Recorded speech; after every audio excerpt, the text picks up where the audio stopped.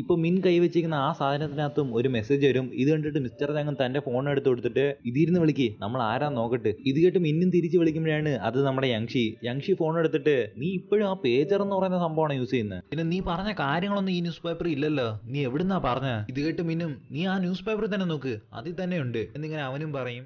പിന്നെ നീ എനിക്കൊരു സഹായം ചെയ്യണം, എനിക്ക് കുറെ ബുക്സ് ഒക്കെ വേണം, അതൊക്കെ മേടിച്ചു തരണേ എന്നിങ്ങനെ അവളും കുറെ ബുക്കിന്റെ പേരൊക്കെ ഇങ്ങനെ പറയാൻ തുടങ്ങും. ഇത് കേട്ട് സാമും ഇതൊക്കെ ഞാൻ ചെയ്യുമെന്ന് നീ വിചാരിക്കുന്നുണ്ടോ, ഇതുവരെ ചെയ്ത് തന്നെ അധികമെന്നാണ് ഞാൻ വിചാരിച്ചുകൊണ്ടിരിക്കുന്നത്, പിന്നെ എന്റെ നമ്പർ എവിടുന്ന് കിട്ടി നിനക്ക്. ഇത് കേട്ട് യങ്ഷിയും നിന്റെ നമ്പർ ഞാൻ ഈ ഹോസ്പിറ്റലിൽ ഇരുന്ന് മേടിച്ച, പിന്നെ ഒരു ഓപ്പറേഷൻ കഴിഞ്ഞ കൊച്ചിനോട് നീ ഇങ്ങനെയാണോ സംസാരിക്കുന്നത്, നീ ഞാൻ പറയുന്നതെല്ലാം മേടിച്ചോണ്ട് പോവാ എന്നിങ്ങനെ അവളും പറഞ്ഞിട്ട് ഫോൺ കെട്ടിയും. ഇത് കേട്ട് നമ്മുടെ മിന്നും അവള് പറഞ്ഞ പോലെ ബുക്സിയുടെ കടയിൽ പോയി അവൾക്ക് ആവശ്യമുള്ള ബുക്കൊക്കെ മേടിച്ച് നമ്മുടെ യങ്ഷിയുടെ കൈ കൊണ്ട് കൊടുത്തിട്ട് ഈ ബുക്കൊക്കെയാണ് നീ വായിക്കുന്നത്, നിനക്കൊന്നും ഒരു ടേസ്റ്റും ഇല്ലല്ലോ. ഇത് കേട്ട് യങ്ഷിയും അപ്പൊ നിനക്ക് ഏതാ ഇഷ്ടം. അതിന് മിന്നും 400 വർഷം മുമ്പ് ഇറങ്ങിയ ഒരു പഴയ ബുക്കിന്റെ പേരും പറയും. ഇത് കേട്ട് യങ്ഷിയും ഇത് ഏറ്റവും പഴയ ബുക്കല്ലേ, ഇതൊക്കെയാണോ നീ വായിക്കുന്നത്, പിന്നെ ഞാൻ നിന്നെ ആദ്യം കണ്ടപ്പോ തന്നെ ചോദിക്കണം എന്ന് വിചാരിച്ചാ, സത്യത്തിൽ നിന്റെ വയസ്സെന്തുവാ. ഇത് കേട്ട് അവനും ഒന്നും പറയാതെ അവിടെ തന്നെ നിൽക്കുന്നത്. ഇതേ സമയം നമ്മുടെ യങ്ഷിയുടെ അനിയനും അവളെ കാണാൻ വേണ്ടി ഇങ്ങനെ ഹോസ്പിറ്റലിലേക്ക് ഓടി വന്നോണ്ടിരിക്കുമ്പോഴാണ് യങ്ഷിയുടെ അമ്മ അതേസമയം കാറിൽ നിന്ന് പുറത്തിറങ്ങിയിട്ട് ഇവനെ കാണുന്നത്. ഇവനെ പിടിച്ചിട്ട് എടാ നീ വീട്ടിലൊന്നും വരാറില്ലല്ലോടാ. ഇത് കേട്ട അനിയനും അവന്റെ അമ്മയോട് ആ സാധനം എന്തിനാ ഈ ഹോസ്പിറ്റലിൽ കിടക്കുന്ന, അവൾക്ക് എന്ത് പറ്റി എന്നിങ്ങനെ യങ്ഷിയെ കുറിച്ചും ചോദിക്കും. എന്നിട്ട് അവനും അകത്ത് കയറി പോവാന്ന് പറയുമ്പോഴാണ് അവന്റെ അമ്മ അവനെ പിടിച്ചിർത്തിയിട്ട്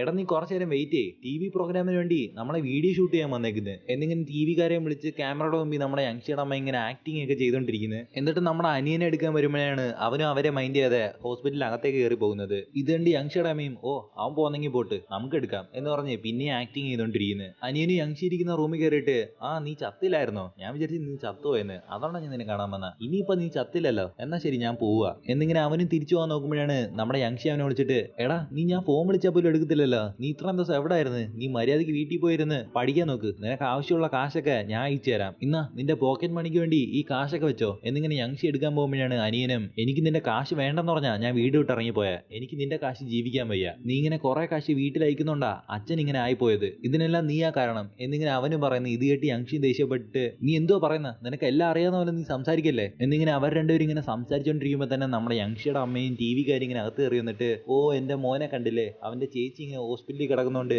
അവൻ വിഷമിച്ചിങ്ങനെ ഓടി വന്നയാ എന്നിങ്ങനെ അനിയനെ തൊടാൻ പോകുമ്പോഴാണ് അവൻ അവിടെ നിന്ന് ഇറങ്ങി പോകുന്നത്. ഇത് കണ്ട് യങ്ഷിയുടെ അമ്മയും യങ്ഷിയെ നോക്കിയിട്ട് മോളെ നിനക്ക് വല്ലതും പറ്റിയോ എന്നിങ്ങനെ അവളുടെ അടുത്ത് പോകാൻ പോകുമ്പോഴാണ് നമ്മുടെ യങ്ഷിയും മര്യാദയ്ക്ക് അമ്മ പുറത്തു പോ, പിന്നെ ഈ ക്യാമറക്കാരെയും വിളിച്ചോണ്ടോ എന്ന് പറഞ്ഞ് എല്ലാരും അവിടുന്ന് പുറത്താക്കുന്നത്. ഇതെല്ലാം ഒരു മൂലക്കിരുന്ന് നമ്മുടെ മിന്നിങ്ങനെ കണ്ടോണ്ടിരിക്കുന്നത്. അവിടുന്ന് ഇറങ്ങിയതിന് ശേഷം നമ്മുടെ യങ്ഷിയുടെ അമ്മ ഇങ്ങനെ പോയിക്കൊണ്ടിരിക്കുമ്പോഴാണ് പ്രൊഡ്യൂസർ അവരെ പിടിച്ചിട്ട് നമ്മുടെ കോൺട്രാക്ട് ഇപ്പൊ തീരാൻ പോവല്ലേ, നമുക്കൊരു പുതിയ കോൺട്രാക്ട് സൈൻ ഇട്ടാലോ എന്നിങ്ങനെ യങ്ഷിയുടെ അമ്മയോട് ചോദിക്കുമ്പോഴാണ് യങ്ഷിയുടെ അമ്മയും ഓ നിന്റെ ബെസ്റ്റ് ഫ്രണ്ടൊക്കെ എന്നെ വിളിക്കുന്നുണ്ട്, ഞാൻ കുറച്ചൊന്ന് ആലോചിക്കട്ടെ എന്ന് പറഞ്ഞ് കുറെ ഗമയൊക്കെ കാണിച്ചിങ്ങനെ പോകുന്നത്. എന്നിട്ട് താഴെ നമ്മുടെ യങ്ഷിയുടെ അച്ഛനും യങ്ഷിയെ കാണാൻ വേണ്ടി ഹോസ്പിറ്റലിലേക്ക് ഇങ്ങനെ നടന്നു പോയിക്കൊണ്ടിരിക്കുമ്പോഴാണ് യങ്ഷിയുടെ അനിയൻ ആ ഹോസ്പിറ്റലിൽ ഇരുന്ന് പുറത്തു വരുന്നത്. ഇത് കണ്ട ഉടനെ അവളുടെ അച്ഛൻ അവിടെ നിന്നിട്ട് അവനിങ്ങനെ നടന്നു പോകുന്നത് നോക്കി അവനെ തന്നെ നോക്കി വിഷമിച്ചുകൊണ്ടിരിക്കുന്നത്. യങ്ഷിയുടെ അച്ഛൻ ഇങ്ങനെ അവനെ തന്നെ നോക്കിക്കുന്ന കണ്ടിട്ട് നമ്മുടെ മിന്നും അയാളെ തന്നെ ഇങ്ങനെ നോക്കുന്നു. ഇതേ സമയം നമ്മുടെ യങ്ഷി എല്ലാരെയും പറഞ്ഞു വിട്ടിട്ട് അവൾ ഇങ്ങനെ അവളുടെ അച്ഛനെ കുറിച്ച് ആലോചിക്കുന്നു. ഇതേപോലെ ഒരു ഫസ്റ്റ് സ്നോഫോൾ ഡേയുടെ അന്നായിരിക്കും അവളുടെ അച്ഛനും പണ്ട് അവൾക്ക് ഇഷ്ടപ്പെട്ട എല്ലാ ഫുഡും ഇങ്ങനെ അവൾക്ക് വേണ്ടി മേടിച്ചോണ്ട് വരും. അവളും അവളുടെ അച്ഛന് വേണ്ടി വെയിറ്റ് ചെയ്തിട്ട് അവർ രണ്ടുപേരും ഇങ്ങനെ ഇരുന്ന് ഒരുമിച്ചൊക്കെ ഫുഡ് കഴിക്കും. ഇതെല്ലാം ആലോചിച്ചിട്ട്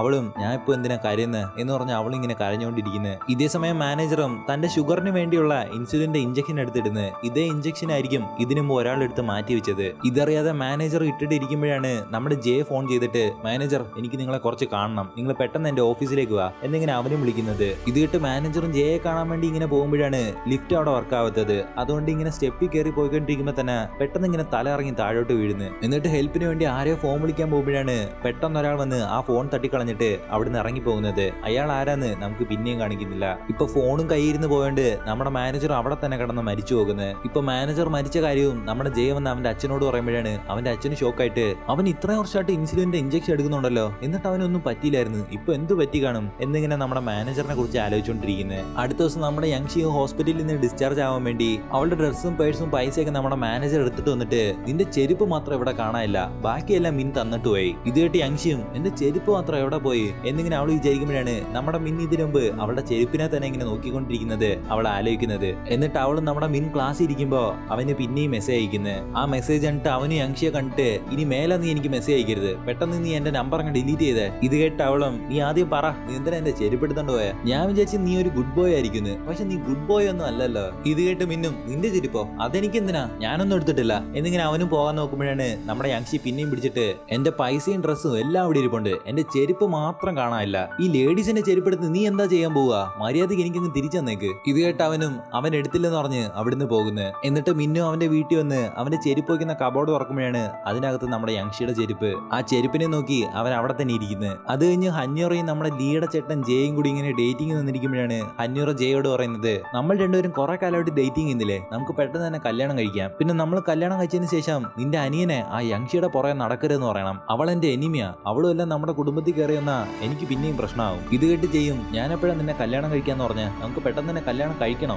എന്നിങ്ങനെ അവൻ പറയുന്നത് കേട്ട് ഹന്യൂറ പിന്നെയും, നീ എന്തായാലും എന്നെ കല്യാണം കഴിക്കും, നിന്റെ ഫസ്റ്റ് വൈഫ് ആയിരുന്നു, നീ കല്യാണം കഴിക്കാതെ ഇരിക്കത്തില്ല. പിന്നെ എനിക്ക് മാത്രം അറിയാവുന്ന ഒരു സീക്രട്ട് ഉണ്ടല്ലോ, അതുകൊണ്ട് നീ എന്തായാലും നീ എന്നെ കല്യാണം കഴിക്കും എന്നിങ്ങനെ അവളും പറഞ്ഞിട്ട്, ഇന്ന് രാത്രി ഷിപ്പ് വെച്ച് നടക്കാൻ പോകുന്ന കല്യാണത്തിന് നീ വരത്തില്ലേ, നിന്റെ ഫ്രണ്ടിന്റെ കല്യാണമല്ലേ, നമുക്ക് രണ്ടുപേർക്ക് ഒരുമിച്ച് പോകാം. ഇത് കേട്ട് ചെയ്യും, നമുക്ക് ഒരുമിച്ച് പോകാം എന്ന് പറഞ്ഞ് അവനും ചിരിക്കുന്നു. ഇതേ സമയം ആ കല്യാണത്തിന് പോകാൻ വേണ്ടി നമ്മുടെ യങ്ഷീനെ മേക്കപ്പ് ചെയ്തോണ്ടിരിക്കുമ്പോഴാണ് അവളുടെ അസിസ്റ്റന്റ് അവൾ ഇതിനു മുമ്പ് വെച്ചിരുന്ന അതേപോലത്തെ ഒരു ചെരുപ്പ് മേടിച്ചിട്ട് വന്നിട്ട്, നിങ്ങളുടെ സൈസ് കിട്ടിയില്ല, ഇത് ഇച്ചിരി വലുതാ. ഇത് കേട്ട് അവളും അവളുടെ ഫോൺ എടുത്ത് നമ്മുടെ മിന്നിന് വോയിസ് മെസ്സേജ് അയക്കുന്നത്, മിസ്റ്റർ മീൻ നീ എന്തിനാ എന്റെ ചെരുപ്പെടുത്തിയെന്ന് എനിക്ക് ഇതുവരെ പിടികിട്ടിയിട്ടില്ല, എന്നാലും കുഴപ്പമില്ല, ഞാൻ വിട്ടു കളഞ്ഞേക്കുന്നത്, നീ എനിക്ക് കുറെ ഹെൽപ്പ് ഒക്കെ ചെയ്തിട്ടില്ലേ, പിന്നെ ഞാൻ അതേപോലത്തെ ഒരു പുതിയ ചെരുപ്പ് മേടിച്ചിട്ടുണ്ട്, അതും ഇട്ടോണ്ട് ഞാൻ ഇന്ന് രാത്രി ഒരു കല്യാണത്തിന് പോവുക എന്നിങ്ങനെ പറഞ്ഞ് അവള് വോയിസ് മെസ്സേജ് കട്ട് ചെയ്യുന്നു. എന്നിട്ട് അവൾ ഇങ്ങനെ ഒരുങ്ങി പോയിക്കൊണ്ടിരിക്കുമ്പോഴാണ് നമ്മുടെ ഹന്യൂറ അവളെ വിളിച്ചിട്ട്, ഓ നിന്നെ ഞാൻ ഇവിടെ വരരുതെന്ന് പറഞ്ഞിട്ടില്ലേ, നീ എന്തിനാ പിന്നെ എന്റെ കൺമുമ്പിൽ വരുന്നത്, ഇനിയിപ്പോ നീ ആ കല്യാണത്തിന് എന്റെ മുമ്പിൽ വരുമായിരിക്കും, നീ വരാതിരിക്കുന്നതായിരിക്കും നിനക്ക് നല്ലത്. ഇത് കേട്ട് യങ്ഷിയും, നിനക്ക് എന്നെ കാണണ്ടെങ്കിൽ നീ വരണ്ട, പിന്നെ ഞാൻ കല്യാണത്തിന് പോയില്ലെങ്കിൽ അത് പിന്നെ ഭയങ്കര ന്യൂസ് ആവും, നീ വന്നില്ലെന്ന് വെച്ച് ആരും വലിയ ന്യൂസ് ഒന്നും എടുക്കത്തില്ല, നീ അത്ര വലിയ ആളൊന്നും അല്ലല്ലോ എന്നിങ്ങനെ പറഞ്ഞിട്ട് നമ്മുടെ യങ്ഷി അവിടുന്ന് പോകുന്നത്. ഇതെല്ലാം കേട്ട് നമ്മുടെ ഹന്യൂറയ്ക്കും ദേഷ്യം വരുന്നത്. അത് കഴിഞ്ഞ് നമ്മുടെ യങ്ഷി അയച്ച മെസ്സേജ് നമ്മുടെ മിൻ കേട്ടിട്ട് അവനും ഇങ്ങനെ അവന്റെ സ്വപ്നത്തിൽ വന്ന കാര്യങ്ങളൊക്കെ ആലോചിക്കുന്നത്, അതേ ചെരുപ്പിട്ട് ഒരാളിങ്ങനെ വെള്ളത്തിൽ വീഴുന്ന പോലെ. എന്നിട്ട് അവനിങ്ങനെ ടി വി നോക്കുമ്പോഴാണ് ആ ടി വിയിൽ ഷിപ്പിൽ നടക്കാൻ പോകുന്ന കല്യാണത്തിന് യങ്ഷിയും ഇപ്പൊ എത്തിച്ചേർന്നിരിക്കുന്നത് എന്നിങ്ങനെ ന്യൂസിലൊക്കെ പറയുന്നത്. എന്നിട്ട് അവന് ഇതെല്ലാം മിസ്റ്റർ ജാങ്ങിനോട് പറയുമ്പോഴാണ് മിസ്റ്റർ ജാങ് ചോദിക്കുന്നത്, എന്നിട്ട് നിനക്കെന്തോ ഇവിടെ കാര്യം, നീ അവളെ രക്ഷിക്കാൻ പോകുന്നില്ലേ? ഇത് കേട്ട് മിന്നും, ഞാൻ അവളെ രക്ഷിക്കാൻ പോകുന്നില്ല, ഞാൻ 400 വർഷമായിട്ട് ജീവിച്ച് നീ കാണാത്ത കുറെ വേദനകളും കുറെ സംഭവങ്ങളും ഞാൻ കണ്ടിട്ടുണ്ട് എന്ന് പറഞ്ഞ് അവൻ 400 വർഷം മുമ്പ് നടന്ന ഒരു കാര്യം ആലോചിക്കുന്നത്. ഇപ്പൊ നമ്മുടെ മിന്നും സോയി കൂടി അവളുടെ അച്ഛൻ്റെ അമ്മയുടെ വീട്ടിലേക്ക് വരുമ്പോഴാണ് അവളുടെ അച്ഛനും അമ്മയും അവളെ കണ്ടിട്ട് ഭയങ്കര സന്തോഷത്തിൽ അവർ രണ്ടുപേരും വീട്ടിനകത്ത് വിളിച്ചോണ്ട് പോകുന്നത്. എന്നിട്ട് നമ്മുടെ മിന്നിനും സോഹിയെ ഹെൽപ്പ് ചെയ്തോണ്ട് അവനിങ്ങനെ കുറെ ഫുഡൊക്കെ വെച്ച് അവനെ കഴിക്കാൻ പറയുന്നത്. അവനും ഇങ്ങനെ ഇതെല്ലാം കണ്ടിട്ട് ഒരെണ്ണം എടുത്ത് കഴിച്ചു വെക്കുമ്പോ അത് കൊള്ളാം എന്ന് പറഞ്ഞ് അവനിങ്ങനെ ഓരോ ഫുഡ് ഇങ്ങനെ എടുത്തെടുത്ത് കഴിച്ചോണ്ടിരിക്കുന്നത്. അത് കഴിഞ്ഞ് രാത്രി നമ്മുടെ സോഹി ഉറങ്ങിക്കൊണ്ടിരിക്കുമ്പോഴാണ് പെട്ടെന്ന് ആരോ അവളെ കഴുത്തി പിടിച്ച് കൊല്ലാൻ നോക്കുന്നത്. അവളും ഇങ്ങനെ കണ്ണു തുറന്നു നോക്കുമ്പോ അത് അവളുടെ അമ്മ. സോഹിയും കരഞ്ഞോണ്ട്, അമ്മ എന്തിനാ എന്നെ കൊല്ലാൻ നോക്കുന്നത് എന്നിങ്ങനെ അവളും ചോദിച്ചോണ്ട്, അമ്മ എന്നെ വെറുതെ വിട്ടേക്ക്, ഞാൻ എവിടെയെങ്കിലും പോയിക്കോളാം. ഇതേ സമയം പുറത്തിരുന്ന് നമ്മുടെ സോഹിയുടെ അച്ഛൻ ഇതെല്ലാം കണ്ടിട്ട് അവിടുന്ന് പോകുന്നത്. സോഹിയുടെ അച്ഛൻ പോയ ഉടൻ സോഹിയുടെ അമ്മയും അവളുടെ കഴുത്തിരുന്ന് കൈയെടുത്തിട്ട്, നീ എന്തിനാ ഇവിടെ തിരിച്ചു വന്ന, നീ പെട്ടെന്ന് എവിടെങ്കിലും പോയി രക്ഷപ്പെട്, ഞാനിപ്പോ നിന്നെ കൊല്ലുന്ന പോലെ ആക്ടിങ് ചെയ്തില്ലായിരുന്നെങ്കിൽ നിന്റെ അച്ഛൻ നിന്നെ കൊന്നാനാ, നീ ആദ്യം ഇവിടുന്ന് പെട്ടെന്ന് പോവാൻ നോക്ക് എന്നിങ്ങനെ അവളെ പറഞ്ഞു വിടുന്നത്. സോഹി ഇങ്ങനെ പോകുന്നതിന് മുമ്പ് നമ്മുടെ മിന്നിനെ കുറിച്ച് ചോദിക്കുമ്പോഴാണ് അവളുടെ അമ്മയും, അയാളെ വിഷമിച്ച് നിന്റെ അച്ഛൻ കൊന്നു കാണും, അല്ലെങ്കിൽ ഇപ്പൊ അടിച്ചു തന്നെ അയാളെ കൊന്നു കാണും എന്നിങ്ങനെ അവളുടെ അമ്മയും പറയുന്നത്. ഇതായിട്ട് സോഹിയും, എന്നെ അയാൾ രക്ഷിച്ച അയാളെ ഞാൻ മരിക്കാൻ വിടില്ല, ഞാൻ എന്തായാലും അയാളെ രക്ഷിച്ചിട്ടേ ഇവിടുന്ന് പോകൂ എന്ന് പറഞ്ഞ് നമ്മുടെ മിന്നിനെ കാണാൻ പോകുന്നത്. ഇതേ സമയം നമ്മുടെ മിന്നും വിഷയമുള്ള ഫുഡൊക്കെ കഴിച്ചിട്ട് അവനിങ്ങനെ മയങ്ങി കിടക്കുന്നു. അവനും ഇങ്ങനെ ഇടയ്ക്കിടയ്ക്ക് കണ്ണു തുറക്കുന്ന കണ്ടിട്ട് നമ്മുടെ സോഹിയുടെ അച്ഛനും, ഇവ ഇതുവരെ മരിച്ചില്ലടാ, ഇവനെ അടിച്ച് തന്നെ കൊന്നേക്ക് എന്നിങ്ങനെ അദ്ദേഹത്തിന്റെ കൂടെയുള്ളവരോട് പറയുന്നത്. നമ്മുടെ മിന്നും മയക്കത്തിലായോണ്ട് അവനൊന്നും ചെയ്യാൻ പറ്റുന്നില്ല. അവനിങ്ങനെ ആകാശത്തോട്ട് നോക്കുമ്പോഴാണ് അവന്റെ കൂടെ വന്ന എല്ലാ ഏലിയൻസും അവരെ വിട്ടിട്ട് ഇങ്ങനെ പോകുന്നത്. ഇത് കണ്ടിട്ട് അവനും എന്ത് ചെയ്യണമെന്ന് അറിയാൻ വയ്യാതെ അവനും അവിടെ തന്നെ മയങ്ങി പോകുന്നു. ഇതെല്ലാം ആലോചിച്ചിട്ട് മിന്നും, ഞാൻ ഇപ്പൊ ആലോചിച്ചാൽ പോലും ഈ വേദനയൊന്നും എനിക്ക് മറക്കാൻ പറ്റുന്നില്ല എന്നിങ്ങനെ മിസ്റ്റർ ജാങ്ങിനോട് പറയുന്നിട്ട് മിസ്റ്റർ ജാങ്ങും, ശരിയാ എനിക്ക് മനസ്സിലാക്കാൻ പറ്റത്തില്ല, നീ 400 വർഷം ജീവിച്ചല്ലേ, നീ അത്ര അനുഭവിച്ചു കാണും, എന്നാലും നീ അവളെ രക്ഷിച്ചില്ലെങ്കിൽ നിനക്കൊരു കുഴപ്പമില്ലേ, നിനക്ക് പിന്നെ സന്തോഷമായിട്ട് ജീവിക്കാൻ കഴിയുമോ എന്നിങ്ങനെ മിസ്റ്റർ ജാങ്ങും ചോദിക്കുന്ന കണ്ടിട്ട് നമ്മുടെ മിന്നും ഒന്നും പറയുന്നില്ല. എന്നിട്ട് മിന്നും വീട്ടിൽ പോയി ടി വി ഇട്ട് നോക്കുമ്പോഴാണ് നമ്മുടെ യങ്ഷിയുടെ ഇന്റർവ്യൂ.